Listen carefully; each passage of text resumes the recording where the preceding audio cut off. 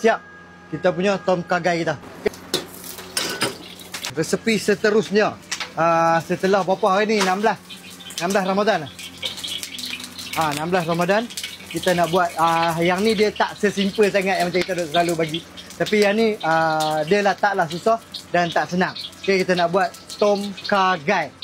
Dia macam tom yam tapi dia rasa dia agak strong sikit. Okey, jom kita mula. Kita tumis bawang Holland dengan bawang putih dulu. Okay, kita tumis dia sampai dia agak-agak naik bau. Kita masukkan stok ayam 2 senduk. Kita masukkan ayam udang sotong. Kita masukkan lengkuas dan halia, serai, daun limau dengan cabai Melaka.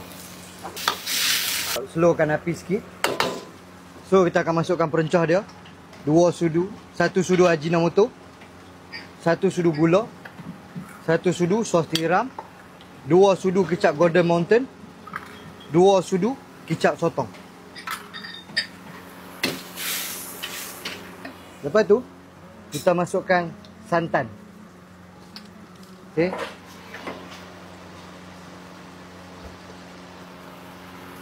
Api pelan tau. Kita tak mahu santan kita pecah.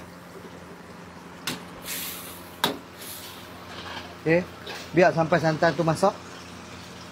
Okey, kita masukkan tomato. Masa lepas masukkan santan tu, api jangan kuat.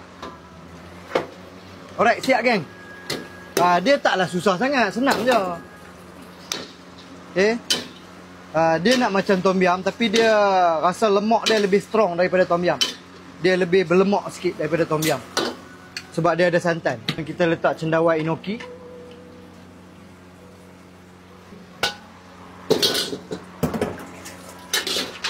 Okay, kita perahkan limau. Alright, siap. Tom kha gai. Dia maksud dia kita tahu yang dia ada lengkuas. Kha tu lengkuas. Gai tu kita tak pasti, tak ingat tapi lebih kurang lah. Yang kita tahu tom kha gai tu dia ada serai lengkuas macam tu lah. Dia macam masak lemak Thai. Okay. Boleh buat untuk berbuka puasa ataupun bersahur. Dia tak susah sangat. Boleh cuba. Okay. Okay. Untuk satu lagi. Sorry. Kita terlupa. Paste cili ataupun cili. Minyak. Apa? Orang panggil apa? Minyak paste. Chili oil. Chili oil. Letak je. Ni chili oil. Dia lagi-lagi cantik. Okey, siap. Kita punya tom kha gai kita. Hari Selasa cuti dan buka balik pada hari Rabu. Follow, like, komen dan share sekali. Assalamualaikum. Baik noh.